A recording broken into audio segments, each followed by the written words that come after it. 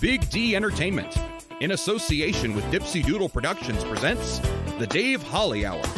Brought to you by TJS Ceramics, Posh Boutique in the Bridges at 57th, The Sky in T, XL Chiropractic, Quality Nails, Jesse Moffitt Entertainment, and Sonny's Pizzeria. The Dave Holly Hour features Sioux Empire arts and entertainment conversations.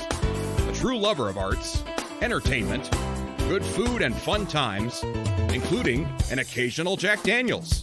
Okay, so a few Jack Daniels. Here he is, Dave Holly.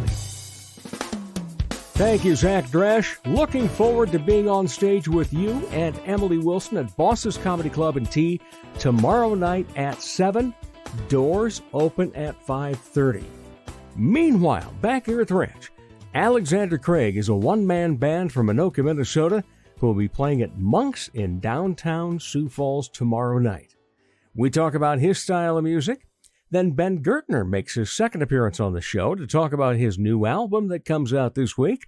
Plus, we'll tell you who or what gets this week's honorable mention, as well as choose another winner of Pizza with a Podcaster. But first, let's pop the cork on this bubbly little show.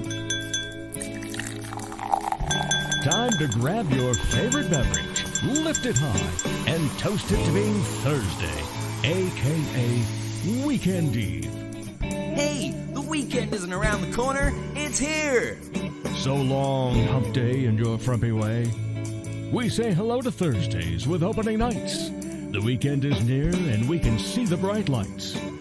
Yes, Thursday, you're so hearty, we can't wait for Friday, so a day early, we start the party. And we lift them high, no matter what you're drinking, no matter what you are drinking it from. Lift it high and give the Weekend Eve toast to the official start of summer yesterday. Now we can forget about the long winter we complained about and get set to be inside a lot when it's extremely hot, so we can long for winter again the way we longed for summer 6 months ago. Don't you love living here? The Weekend Eve toast is brought to you by The Sky and Tea. The Sky provides all-caps fun that is best had with friends. Have fun playing darts or shooting pool. Have fun listening to great live music from local musicians, or have fun singing karaoke. Maybe a need room to hold a company party, a benefit of some sort? The Sky's big back room fits the bill. No matter what's going on at The Sky, it's local and it's lively. It's time to choose a lucky winner of Pizza with a Podcaster. Everyone that follows the Dave Holly Hour on Facebook or Instagram automatically entered to win a free pizza from Sonny's Pizzeria. We pick a winner each week. This week we say congratulations to David Bowe. We'll be in touch with you, David, to get you all set up with some jowl-dropping, show-stopping thin crust pizza. Pizza with a Podcaster is brought to you by Sonny's Pizzeria, right across from USF at 26th and Waltz, and Sonny's at 81 on South Phillips. Check out the very fun and incredibly flavorful menu online, sonnyspizzeria.com. Honorable mention. Figuring out what made Dave smile a lot this past week was no problem at all. The amazing cast of the premier Playhouse production of Grease. Let me rephrase that. The amazing cast and crew of the premier Playhouse production of Grease. Incredibly fun show, well cast, great singing, costuming, lighting, you name it. If you haven't seen it yet, do yourself a favor while it's still playing this weekend at the Orpheum. Later in the show, Ben Gertner talks about his new album and even provides us a quick listen. Up next, the one-man band that'll be playing at Monk's tomorrow night, Alexander Craig, on the Dave Holly Hour. Check out the new ceramic studio in Sioux Falls, conveniently located off Kiwanis Avenue on 5th Street. TJS Ceramics. We have thousands of classic vintage ceramic mold items and several new items too. TJS Ceramics offers classes through the Sioux Falls Community Education Program and special open studio nights every Thursday evening. Bisque, studio time, or finished custom items are available. Visit TJS Ceramics Studio in Sioux Falls today. Comedy magician and hypnotist Jesse Moffat's right. He can't play the piano, but he can sure entertain crowds with his amazing magic and clever quips. His shows always make the participants the stars, especially when they've fallen asleep on stage. They've been hypnotized. Are you the party planner in your group? Then you owe it to your group to make the event magical, even if it puts you to sleep. Here's how. For booking information, go to Jesse Moffat Entertainment on Facebook. That's JESSEMOFFITT. Or call 605-929-0964. Helping women feel empowered and confident is what Posh Boutique at the Bridges at 57th does, while supplying high-quality clothing that fits your lifestyle, personality, and price point.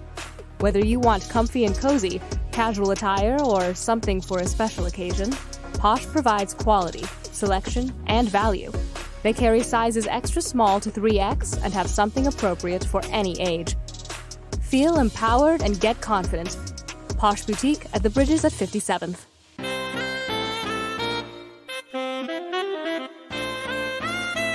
Time for more arts and entertainment talk on the Dave Holly Hour. Welcome back, everybody. Oh, you know what I like to say at the beginning of every single conversation? It is always a pleasure to talk about Sioux Empire Arts and Entertainment. Well, today we're going to be talking to someone a little outside of the Sioux Empire, but coming here tomorrow, Friday night, the 23rd, at Monk's. It's going to be Alexander Craig. Welcome. How are you, Alexander? I'm doing good, man. Thanks for having me on the show. Oh, yeah, you're quite welcome. And so what would be a way to describe you? Because I've got your website up in front of me right now. And the intro that I was thinking of using gets me a little confused. So I want to hear it from your lips, what you say you do as a musician. I guess, I don't know, it's just like a progression on American roots music. So, like, I'm into soul and blues and R&B and rockabilly and country music and whatnot, and it's just like a modern take on all of that stuff. Okay, yeah, so you pretty well kind of covered it, because I'm going to read it for everybody. Midwest native Alexander Craig has passion for performing and recording music, whether he's leading a six-piece band, a trio, or playing as a traditional one-man band. Each show is engaging and full of energy. His songs as wide-ranging as his character, from swampy gut bucket blues to blistering punk-inspired rock and roll and anything in between. He covers a lot of ground in creative expression, producing and mixing music, as well as directing and editing video. Wow, you got a lot going on there, kid. Yeah. Yeah. So I want to know when it's just you, and is that the case tomorrow night at Monk's? Yep. I'm on the tail end of a 3-week-long tour as a traditional one-man band. Okay. So does the one-man band include more than a guitar? What do you have along with you? I have a kick drum and a snare drum and a hi-hat.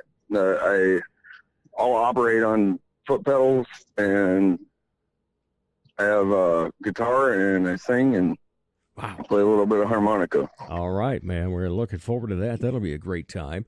No doubt about that. So where all have you been to this point then on your tour? Basically went through Wisconsin, played 4 shows there. And then I dipped south, played a show in Fort Wayne. And then St. Louis, and then Keokuk, Iowa, and it'll be Lawrence, Kansas before Sioux Falls, and I might be getting a show in Omaha, but that's not a for sure thing. I'm kind of waiting on a friend of a friend situation. Right, yeah. And then after Sioux Falls, I'm hitting Mankato at the Nikado Bar. It's a spot that I've played probably a dozen times because it's kind of in my area. Mm-hmm. And then I'll be playing a homecoming show in my proper hometown of Anoka, Minnesota, which is about 20 miles from Minneapolis on the north side. Mm-hmm. So what got you interested in music? How did all this start for you? Boy, loaded question. Like performing or like music in general, or When did you start playing music, and what was first? Did you have to do, what so many do, and go to piano lessons, and then pick up a guitar or another instrument, or what started that? And then we'll talk more about your type of music in a little bit. well, I guess like originally, like the first thing, like way, way, way back when was my mom took us to Crazy Jim's Music in Anoka. We were living in St. Francis at the time, so it was like the next town south. And my brother ended up getting a ukulele, and I got a pair of drumsticks. And yeah, I guess that was like the first conscientious, like, forward movement towards being a musician. I was like super young though, man. If I had to guess, I was like 6. Okay. And something like that. What did you use the drumsticks for? You didn't have drum set at that point, did you? No. Okay. It was just like any surface, I guess. Like some of the people that tap their fingers on things and so forth. So that's excellent. And so when then did you move into playing the guitar? I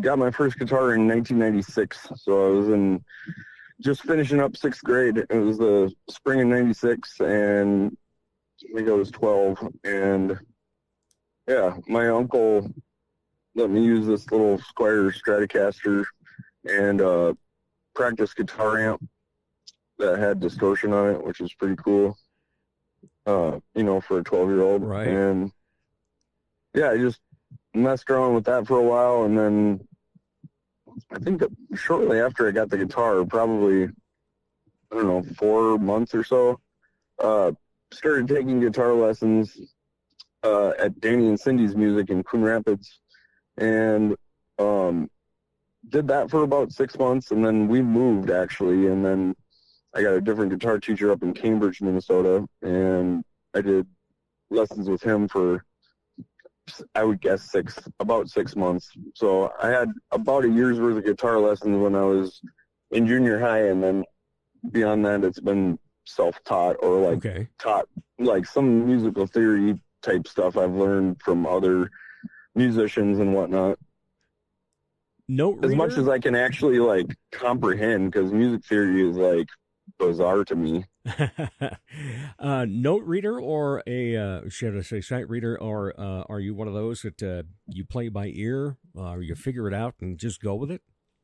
Well, I guess like a lot of the music that I play is original music, so as far as like composing and arranging those songs, it's just a lot of like plucking around, figuring out what I think sounds cool based on other, techniques that I've picked up over the years. I used to play guitar in a 2-piece surf thrash band, which was like super heavy, super fast, and like punk rock. It's like the fastest surf music that you could comprehend. And that taught me a lot about like arranging songs at a kind of a young age, because it was an instrumental band, so like we had to keep the arrangements pretty interesting.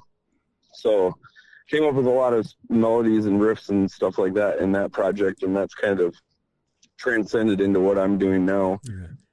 So as far as like the ability to read music, like I could read charts, which are like, chord numbers or whatever, like, so like, a thing that a lot of working musicians do is they talk in numbers. So it's like, once you understand what key the song is in, then each progression within the song is a number. And then like if the key changes, all of those like patterns stay the same, but the timbre of the song is different.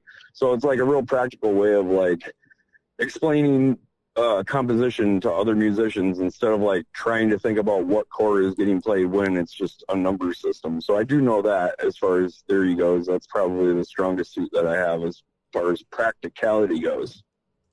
Are you a music or lyric first when it comes to having a song in your head? I think initially it's almost always a hook that I come up with, or maybe a verse. Mm-hmm. And then after that, it becomes like a marriage thing between the guitar and the lyrics and writing. So I have written songs all the way out lyric-wise before I picked up a guitar to figure out the arrangement. But usually I would say it like starts out like a lyrical idea pops into my head when I'm just doing whatever, like driving or doing the dishes or my laundry or mowing the grass or whatever. And then I just make a note of that. And now I've been doing it in my phone since smartphone thing, which is like super freaking convenient. So yeah, I do that, and then I'll sit down with the guitar and then figure out what I want to do with it and write the rest of the song. What was the first song you wrote? Probably some type of instrumental song. When I was shortly after I got a guitar, my brother, his focus was drums and mine was guitar, and we were super young. Like I said, I was 12 when I got my first guitar, and he wanted to get into percussion, so we would come up with weird little songs as like, you know, pre-teens. And like that's kind of how it started. All right, and we go back to like 2008. You were in Crankshaft, and then I was Crankshaft. You were it. So and then we yes, well, no, like Crankshaft was an alias, so Right. like not a band name. Crankshaft is a stage name, like Muddy Waters or Okay. Howlin' Wolf or like that. because I'm looking back at your musical history. You've got Crankshaft, then after that, Crankshaft and the Gear Grinders, and then Alex Crankshaft Larson, and now just Alexander Craig. Is it Right. is it Yeah, all that- pretty that well was just a bef- nice flow? Say again? Is that all just kind of a nice flow from beginning to where we are now? Well, the only reason that I have it like separated that way is because it was pre-internet, you know, like it did. Right. Streaming sites weren't even a thing, or like having to think about all that wasn't a thing. So like the first album I called Crankshaft because I was doing a one-man band thing, and then I started playing with bands, so it was Crankshaft and the Gear Grinders. And then later on after that, I wanted to release an album called Tied to the World Behind Me, and it didn't make sense for that to be Crankshaft and the Gear Grinders Tied to the World Behind Me, so I titled that one Alex Crankshaft Larson, just for the fact that I wanted to name the album that. Right. And then I did the second album under that same name just to, like, you know, piggyback it, basically. What's it take to make a good album? I mean, you know, what are we talking about? Like time-wise and everything that you put into it, editing then, and getting it out there. What type of work is that? Or is that pleasure for you? Well, I guess you asked first, like, what does it take to make an album? So, like, the lyrics are, like, the foundation of the song and, like, the release in general in my mind. So, like, that's super important. I think it becomes easier to write songs that have good substance the longer that you're alive. So, like, I think, like, I'm almost 40. I'm turning 40 in, like, 10 days, I think. And anyway, it's like I have enough life experience now that I'm just drawing from things that I've learned about living. And it was harder to write songs when I was younger because I just didn't have as much soul, like, more or less, like, not to be like critical or whatever. It's just the nature of, like, not being around as long, you know? So I think that life experience has a lot to do with, like, good songwriting. And then as far as, like, putting a good album together, like, from a 20-year span of self-producing and releasing music, I guess I could write a book on this, honestly, but, like, to summarize, I've learned a lot about, like, the studio is very different than playing live, and to create a feeling that is exciting in the studio takes some key things. First of all, it takes comfort in the setup. So, like, a thing that's bizarre about recording in the studio is everything's isolated, so you have to play with headphones on. So, like, that's just a scenario all by itself. Like, I've clocked so much performance time out in the world that singing with headphones on is, like, super foreign to me. So like, that's that's a situation all by itself, you know?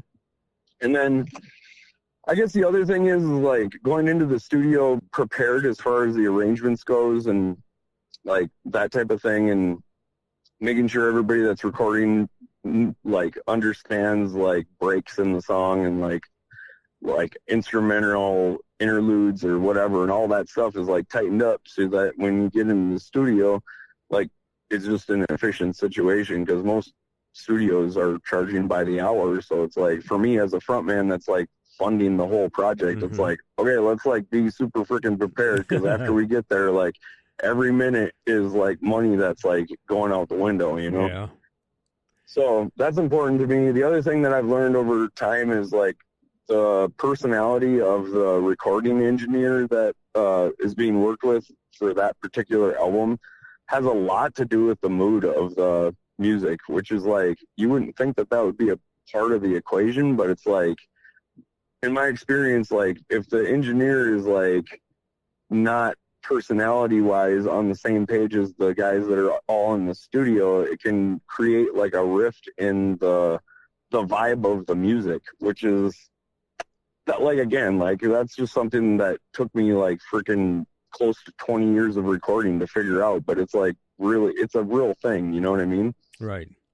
Yeah. So yeah, I guess that's producing an album in a nutshell. And then like mixing it is like a whole nother thing too. I've always co-mixed my albums with the engineers that record them, so we'll sit down and like I tell them, hey, like, you know, scoop some of the 400 to 700K tone out of the electric bass and like turn up the kick drum, like make the snare drum brighter by adding high mids. And like, I mean, if you're doing that and like basically creating a palette so that everything sounds good on each song, and it's 14 songs of material, it's just a lot of like post-production work. You know, if you want a song to sound good, it just takes a lot of effort to mix it properly. So you're putting 14 songs out on an album, so a true album, no or EPs? Well, I put out a full album in October, so that's out in the world now. Okay. What I decided to do is I put out 5 singles related to that particular album, and then I harbored all the rest of the album in the physical world. So you can't hear that full album except for on a record or on a CD. So I did that, and like what I'm going to do is a year after I released it, I'm going to release it to the internet, and then I'm going to do the same thing with the next release. So like for the first year that an album's out, the only way to get it is to purchase a record or a CD. And we're talking vinyl. Yeah, man. Oh, I love it. I just finally purchased a turntable again. It had been decades, but I'm loving it. And just, you know, the sitting down and taking time to listen to music instead of listening to music while you're doing something else. But, you know, music is such a great mood mover for people. So you're going to be having those vinyl records available tomorrow night at Monk's? Yep, absolutely. The record's super cool, man. It's like, I kind of went all out. It was like I have like this thing where like, I worked really hard when I was younger to like get financially set up to be like comfortable. Right now, like my living expenses are pretty low because I like kicked ass and like worked really hard when I was younger to make that happen. Right. And basically now I'm just like burning up like way more money in what I'm doing. So like the album that I'm selling, is this a public radio station? Can I say value amounts, or is that not a thing? Oh, yeah, this is a podcast, so you go ahead and say whatever you'd like. So, yeah, like, the album is a gatefold record. It's printed on Olympic white vinyl. The opposite side of the gatefold has a 32-panel booklet in it that's about the size of a traditional wall calendar. Yeah. And each page has lyrics on one side and then artwork that goes along with the lyrics on the other side of the page. And it's like 14 songs, so it's like 32 panels of artwork, basically. And I worked with the artist, and we collaborated on every visual idea surrounding the lyrics, and the lyrics were the driving point for the artwork. And I'm like pretty particular, and I wanted it to like look a certain way, and she was awesome to work with. She was like super accommodating in that sense. And her name's Tiffany Smith. If you go on my socials, I like share stuff that she has, so that's in my feeds. Anyway, the point that I'm making is like my wholesale on this record, after I paid all the hired guns to record on it, and the engineer and the artist and like the physical copy of the thing and all of the stuff that went into the production of the record, my wholesale on this particular record is $33.50, and I'm selling it for $40. Wow. So it's like a killing deal for like somebody that's into what I'm doing. Right. Like if they want something that's like a historical piece attached to like this period of my life and what I'm doing right now, it's like a very good product. Like I'm proud of like the quality of what I'm putting out. You know what I mean? Like it's something that like in the future I'm gonna look back on and be like, yeah, that was like a risk to do that, but it was like super badass. All right. What do you enjoy most about a live crowd? Like the synergy between the live performance and then the crowd is like the thing that makes live music unique. And that's like not something you can really recreate by broadcasting on TV or like having it pre-recorded and played back. Because the energy is like literally not in your room, you know, you're just plugged into a screen or whatever. So like, yeah, just the vibe of like an event and the energy that we cast out, you know, for the crowd to pick up on, and then the crowd's reaction to what we're doing and their energy like coming back at us. And it's like, you know, it's like, it's just a cool thing. I think it's like part of the evolution of being human to like, you know, gather and listen to live music. And it's probably been happening for hundreds of thousands of years. And to continue on with that is like doing humankind solid. You know what I mean? Right. What do you enjoy about the time that you are sitting down and composing? What's the feeling that you get when you're doing that? I guess the reason that I'm creative in general is because I like the therapy of it. It's like I can put my mind on one particular thing and focus on that, and then manipulate that thing until it's to the spot where I can feel proud about it stepping back. You know what I mean? And like the process of that is like really rewarding in a sense that I get to use like lots of different parts of my brain and like personal experience to make this thing happen. And then I get to get lost in the flow of making it at the same time. So that's kind of like what I've been doing, you know. It's just like you come up with a freaking new carrot to chase on the end of the same stick, and you know, you keep going after it, you know. All right. Alexander Craig is going to be at Monk's tomorrow night, Friday night, June 23rd. What time are you setting up, or what time does the show start? Man, I don't even know, man. Well, we can go to your website, this, right? so it's like for me, it's like days away. So I don't know. I live 24 hours at a time. All the other information goes into my calendar, so I don't have to think about it. Good point, though. And speaking of your website, though, it's a very enjoyable spot to go to, very easy to maneuver through, and it shows your all of your albums. It also shows your dates. In fact, let's see, what does it say? No, it doesn't say a time. It just says Monk's Ale House for Sioux Falls on Friday, June 23rd. But you're kind of getting toward the end of a long tour. Well, 3 weeks, and for a one-man band, that's a lot of work. Yeah, one man, one band, one man band traveling in a minivan. Oh, I like it. Yeah. Yeah. And a lot of original music, you said.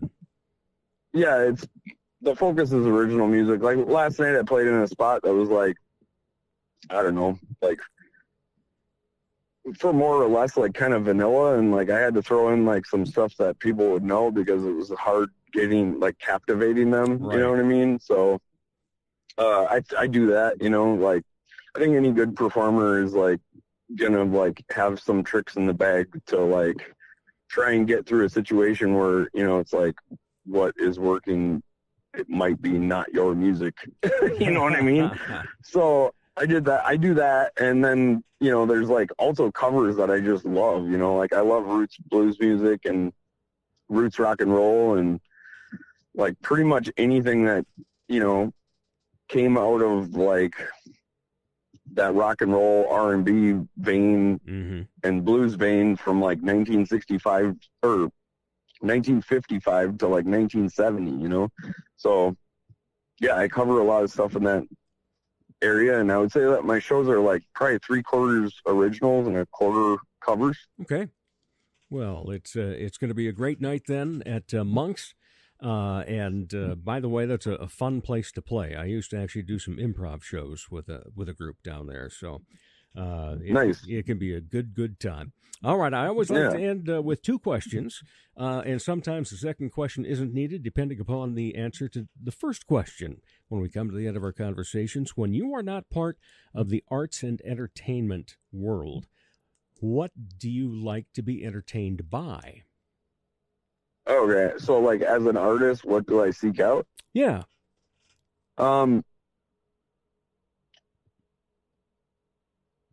would say the thing that I'm attracted to the most, and like this is another like personal experience thing, is like people who have blue collar background that also make art and like also do like some type of like individual physical activity.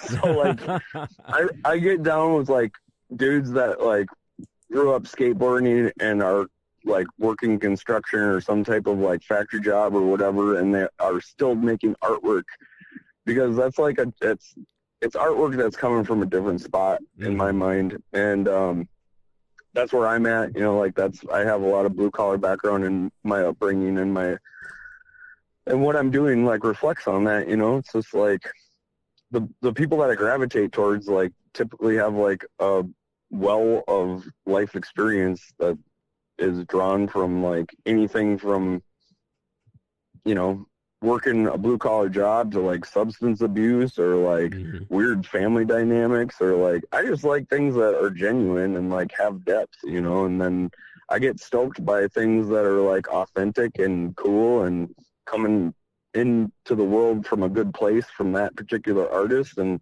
that stokes my fire to like do more shit, you know. All right, and then the final question is, any other hobbies? Yeah, big into hot rods and chopper motorcycles, and I love water sports like skiing behind a boat, or kneeboarding behind a boat, or barefooting, or just swimming in general. I love the water, and I like dancing. I like appreciating live music from a fan perspective, and yeah, man, I just love being alive. I like being inspired by stuff and doing cool stuff and to inspire other people. And we can find that cool stuff tomorrow night at Monk's in downtown Sioux Falls. Alexander Craig, thank you so much for taking some time to be on the Dave Holly Hour, and I wish you well, not just at Monk's, but the rest of your tour as you wind it up. Well, thank you, Dave. All right. Thank you much, and we'll be back with more of the Dave Holly Hour in just a moment. Helping women feel empowered and confident is what Posh Boutique at the Bridges at 57th does, while supplying high-quality clothing that fits your lifestyle, personality, and price point. Whether you want comfy and cozy, casual attire, or something for a special occasion, Posh provides quality, selection, and value.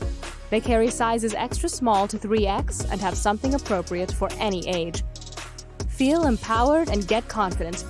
Posh Boutique at the Bridges at 57th. Dr. Perry Langston and Dr. Corey Tooney know excellence is in you. That's why they provide you with excellent care at XO Chiropractic, improving your overall health in spirit, body, mind, and will.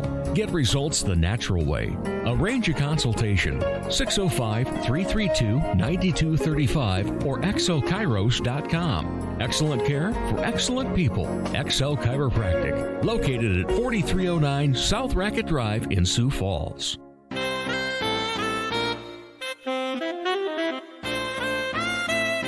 The Dave Holly Hour, like eavesdropping on a great conversation between two very interesting people. It's a music day today, and we just got finished talking with Alexander Craig about all of his stuff that he's going to be having going on at Monk's. Now we get to bring back, yes, he's the second to time here on the Dave Holly Hour, a young man who happens to have an album coming out this week, and going to hear more about it, but I have to get in my usual... It's always a pleasure to talk Sioux Empire arts and entertainment, and do that more than just having him in the show, because he happens to work at Full Circle Book Co-op, and when you make your way down there, you can chat with him a little bit then, too. Absolutely. Ben Gertner, how are you? Oh, I'm doing so well. All Thanks right. for having me. Yeah. You might need to lean into that microphone a little bit more. For some reason, it's got the big counterweight on it and everything. Absolutely. No. You might be down to the floor by the time it's over. But you also happen to have brought your guitar. I did bring it. Yeah. Excellent. So, new album. Mm-hmm. All right. Name of the album? The name of the album is The Room Looked Like a View. Ooh. Yeah. Not Room with a View, but The Room Looked Like a View. So you're the second person to say that. Yeah. And so what brought that about then? Well, I mean, it's one of those phrases that came to me at a certain time, and I had sworn that I had heard it somewhere. It was one of those things that it seemed so familiar, and perhaps because of the E.M. Forrester, But no, I did. I was in a hotel and I looked out on. It was June, and I looked out, and it looked like, for some reason, there was some illusion with the roof, and it almost looked like there was like snow on the roof, and that was the phrase that popped in my head. And I feel like that's just like how a lot of the songs on the album were written. They were just tiny little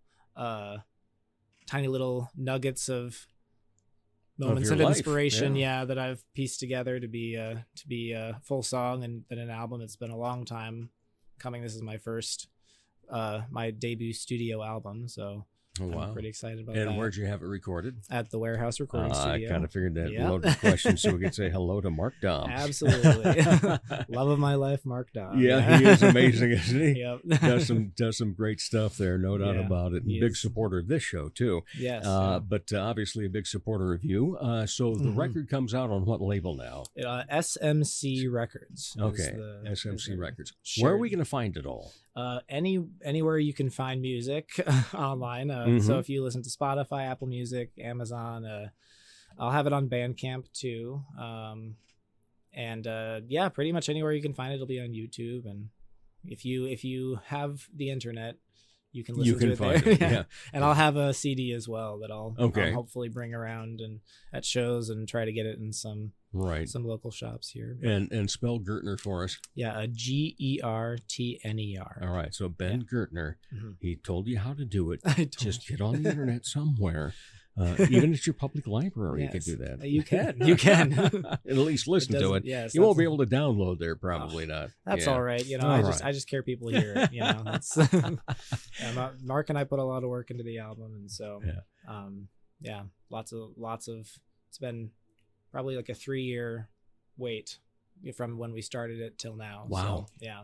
Yeah, because I remember you had music that you'd come out with the last time you were on the show, and it's been a while. Yeah. And so what is particular about this album besides the title? What are we going to get out of it from you? Yeah, I feel like this album was mostly done, Mark and I, and we had as far as the writing process went, and then we had Tyson Kahn played drums on a lot of the song. Love Tyson. Yes, he's the best. Really, really wonderful. And then Clinton Kennedy, who's part of 100 Watt Shine, also on Same the label as well. Yeah. As on SMC Records, and he played a lot of guitar on this album, which is fun because it's just sprinkled in all these in all of the songs. Just what his flair is so cool, and it's hard to replicate for sure. But we've been anyway. So this album I feel like is a lot different in the way that there are so many. The songs are so meticulously done. It took so long to finish the album, and we worked on each song really, really hard. Mark worked harder, but I do feel like I had a song that came out called New Computer, and I feel like that song, Mark and I both kind of had felt like that was a sound that we had really found. You couldn't really tell which if the guitars or the synths or what, they blended so well together, and it was just Right. like a very, I would say you can expect from this album more things like that, where it's just like a really great fusion of a lot of different sounds. Like we've got country, we've got synth, bedroom pop, we've got rock, and I don't know. Yeah, it's a lot. But you've brought that all together, and does that equal then the Ben Gertner sound? Yes, That we'll be able to go, gosh, that's Ben Gertner. When we're listening, I would say that that's we just added for the live band, just added a bassist, and he's relatively new to the music, but one thing that he did comment was that he's like, all the songs are so different, but there is like a common sound to them. And right. It's a really which is a nice thing to hear, because I feel like sometimes you're just shooting in the dark with all these like different styles and sounds, and it's nice to actually have like a stamp of, I don't know, something on it. But so now you've got a live band when you go out there. Oh, yeah. And how many are in it? Let's see. It is me, Simon, Tyson, Mark, and Anthony. So it's a 5-piece. Yeah. Oh, nice. Yeah. It's a good we've been practicing for a long time. Mm-hmm. It's Mark is just making the switch. He played guitar, then he played bass, and now he's making the switch back to playing guitar again, which ultimately is what he wanted, right. But he's like, I gotta rewire my brain. Like, it's like, I'm making him jump all over the place. So I'm really grateful that he's put a lot of work into the recording process and to the band and everything. And it's we're sounding pretty good. We've got shows coming up in July and August. So, and where will you be for those? Full Circle. Okay. Full Circle Book Club. Excellent. Those, and hopefully add some more gigs in there once I hear back. But yeah, get some feedback and so forth. So absolutely. The album's just coming out, but feedback from anybody that's heard it so far. What's everybody saying? Well, I don't know. I feel like a lot of people have said that that I've found a sound, that it sounds like something that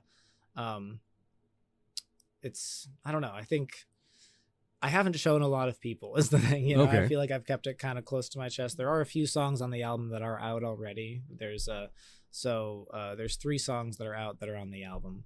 And so it sounds similar to those, but I did pick, ones that I thought would be singles.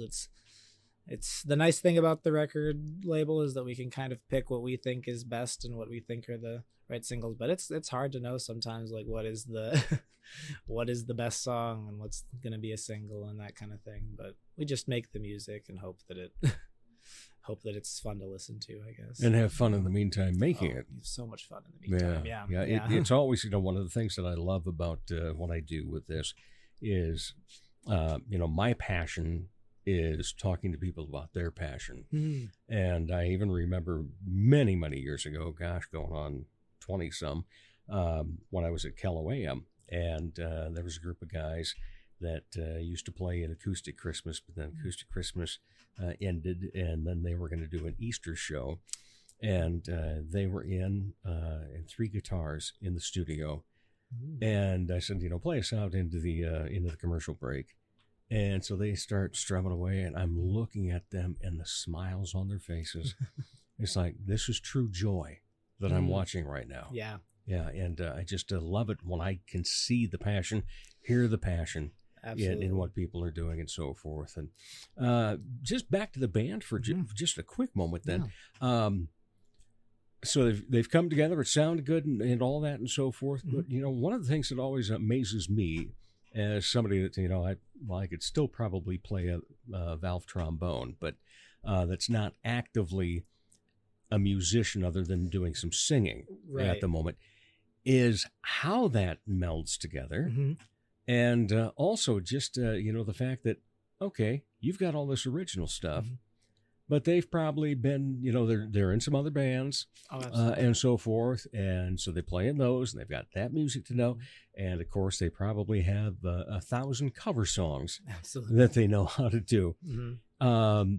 Are you amazed by that too when it comes together? Absolutely. I mean, there's all these people who are they're all fantastic musicians in their own right. Like, you know, I mean, like everybody in the band that I'm not in any other band currently, but everybody else playing in the band, I know at least plays music somewhere else as well. So like the fact that like at least I know Simon and Tyson, they both play, at least they do the 3-hour cover sets, you know, where they play from 9 p.m. to 1 a.m. and you know, they're just monsters. And, you know, I feel they come in for an hour every week and play through our set, you know, and it feels like, I think that they do it. I hope that they do it because it's original music. It's something that they can be a part of, that we're going to, you know, we're recording with them in the future, and we're making something that is ours. And I'm nothing against the cover songs and nothing, you know, right. I think that is. But everybody wants to fantastic. have some original music. Right. Yeah. You right. want to be proud of what you've, not just that you can play or sing, but that you can make that. Right. Yeah. And I think that's a priceless sort of thing. And, you know, to contribute to it is, I don't know, I'm honored to be able to do that. And yeah, it's all of us have full-time jobs. We all play, you know, and still make time to do this too. So it's it really shows that there's a passion for it. So when did you know you had a passion for music more than just, oh, I can play an instrument or I can sing? I think, I mean, I've always, like, when I was a kid, I feel like I don't do this as much, but when I feel like in 3rd to 5th grade, I'd write stories and I'd read them to the class, you know, and they let me share once a week. I would write like a new chapter in my book and I'd read it to the class. And which now I look back at, it was, you know, I think it's nice, but obviously not anything that I would have carried on probably till middle school. I would have gotten bullied. But then I picked up a guitar. My aunt let me have her old guitar when I was in like 7th grade. And ever since I had played piano, but I had only really read like written music. I had never tried to write any of my own on the piano, but I pretty much, when I picked up a guitar, I had started trying to write songs on the guitar. It just felt like that was what I was going to do. Yeah, I feel like I am a better piano player than guitar player, but I still feel like writing, it's such a good like writing instrument. And so I started probably then, and I don't know, it's never been something that's gone away. It's only gotten worse. Like and easier to take a guitar to a gig. Yes, than a easily piano. than a whole piano. Yeah, exactly.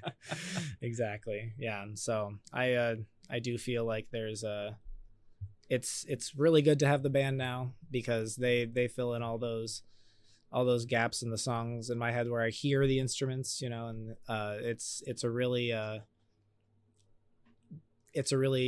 cool thing to hear their own flair that they put on the music, because most of the people in the band, other than Mark, Tyson, and I, you know, we a lot of them, they're learning the music, but they put their own embellishments on it, and it's really cool. Like, I'm very happy to finally have a band. It's my first time also playing with a band since probably high school. So yeah. How's that feel?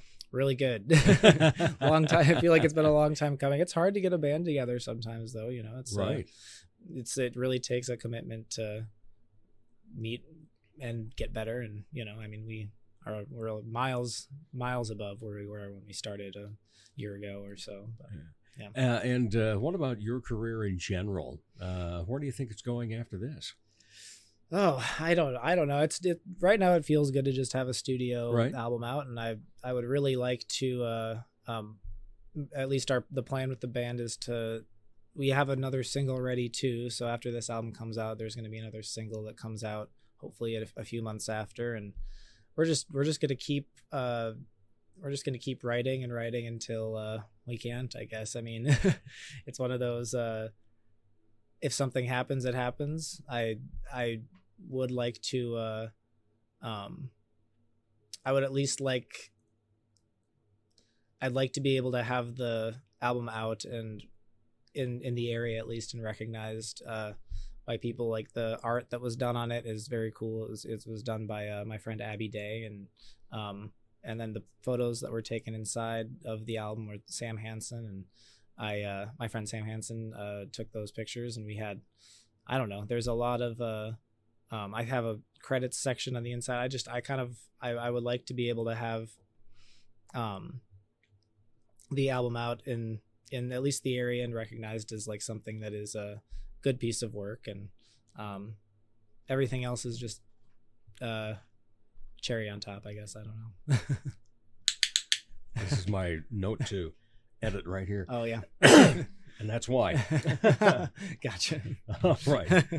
All right. So let me think of the next question then.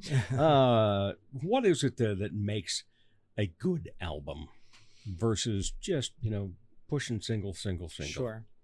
I mean, that was a thing that I really wanted to have, and I know Mark has recognized too. Mark has said, and when he listens to this, he'll know he said I'm a singles guy. He likes having the songs because he's like, a single can last 3 months, it can last a year, it can last, it can. But an album, once you drop it, that's a whole bunch of singles that are that are out at once, and so for him, it's also like he likes the single idea because you can kind of shift styles and do all sorts of different things when you have one single at a time come out. But if you have an album together, you want to have kind of a cohesive thought process, right, or something behind it, that is more than just a bunch of singles together, and some songs are not right for the album, and some are like, that's why the album is 8 songs long. It's not a long album, but it's I feel like I said like what I wanted to say. So it's what's that quote? If I this would have been shorter if I had more time. Like, I feel like it's so much easier to put a lot of fluff on something, but if you want to be direct and say what you want to say, I don't know. I think it's what makes, I would hope, my album good is that that it is a showcase of what I can do as far as style wise, yet it is a cohesive statement. Don't ask me what the statement is, but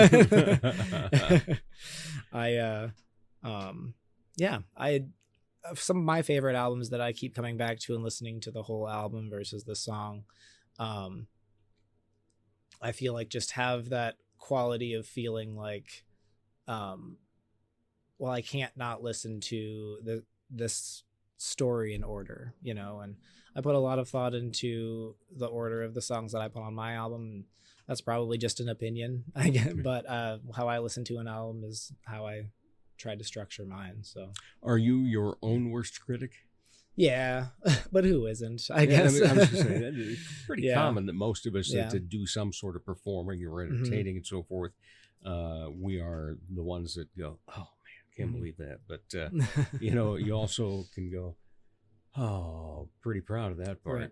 Yeah. And that's what I think that's the fun part about recording music in general is that I have so much joy out of it, because you can, with modern technology, you can edit and make things as good as you absolutely want to make them sound. And that's what Mark really did with this album. It's just so, like I said, meticulously produced, and so much time and energy was put into the songs. I do know that the one great and very still cool thing that he does is he records in analog. Mm-hmm. Yeah, he does. I mean, he wants it to sound like an actual, right, like actual drums, actual recording. And I bring in keys, but that's the only part of it that's not recorded at the studio. Is for the most part are the keys that I record at home. Yeah. All right, so you're playing 2 different things on that. I have very minimal guitar on the album but I have keys on every song, and I'm obviously singing every song. Right. But yeah. Well, what are we going to hear with your guitar then? Yeah. That you have here today. I think I'll do a Pilot Passenger. That's okay, let's hear it. Yeah, it's the first song on the album.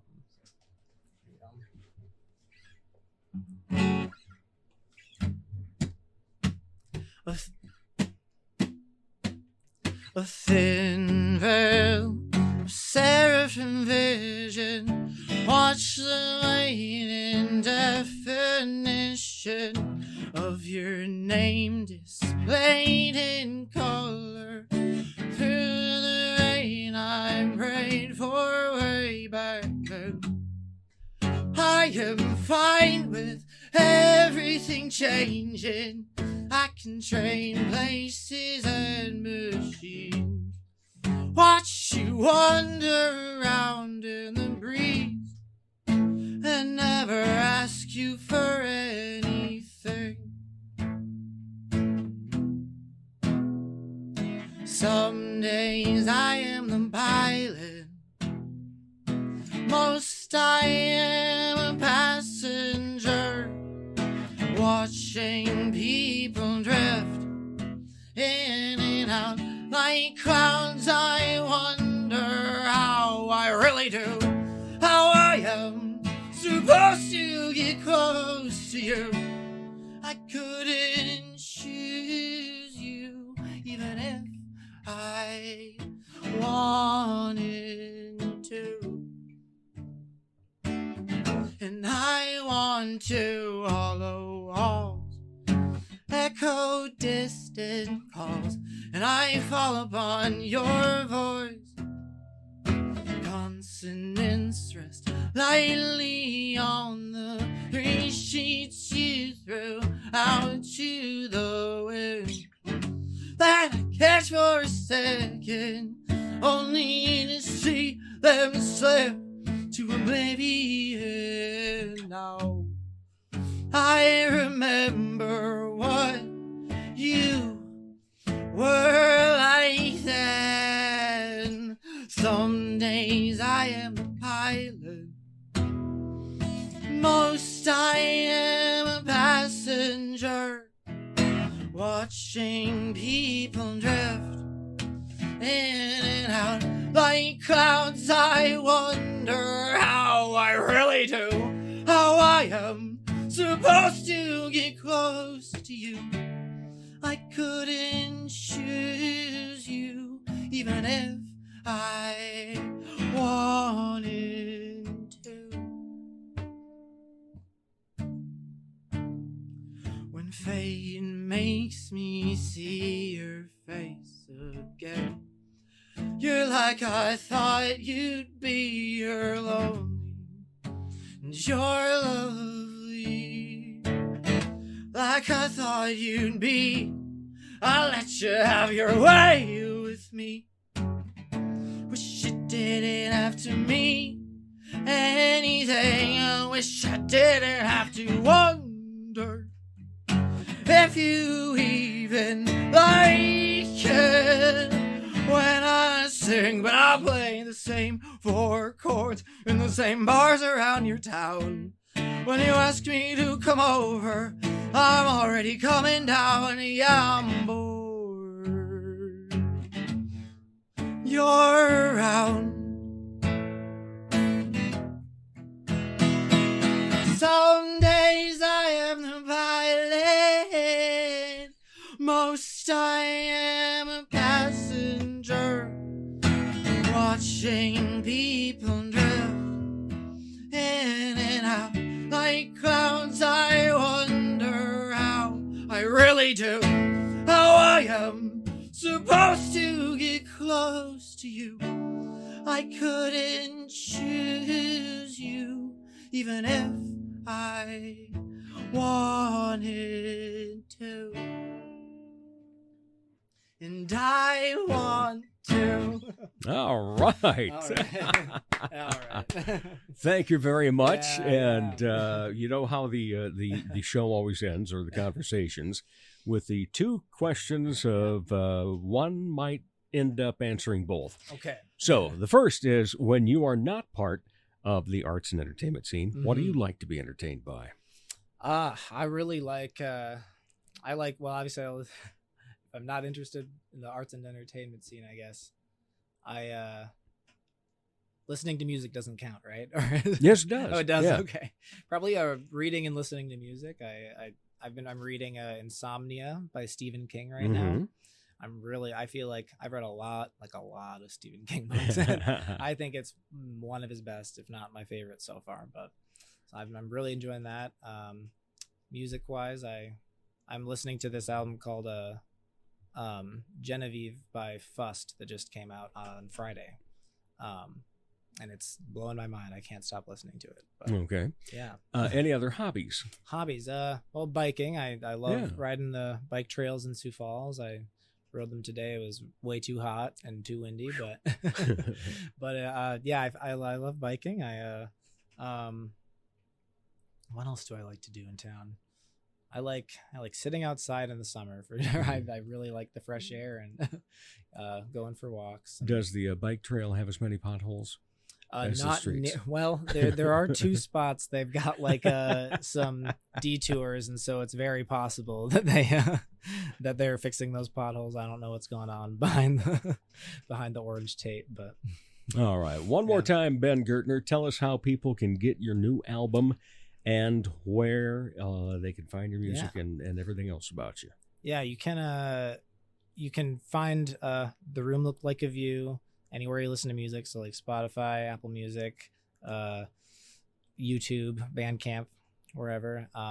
And you can find me hopefully playing around Sioux Falls this summer.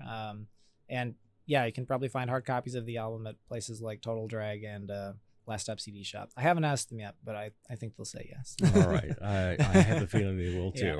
I appreciate your time, Ben. Awesome. Thanks for coming so much in. for having me, Dave. Anytime, buddy. All right. We'll be back to wrap up the Dave Holly Hour in just a moment. Ladies, when it's time to give your nails some love, get that extra special treatment from Quality Nails on South Minnesota Avenue in Sioux Falls. Manicures and pedicures that look great and make you feel fantastic.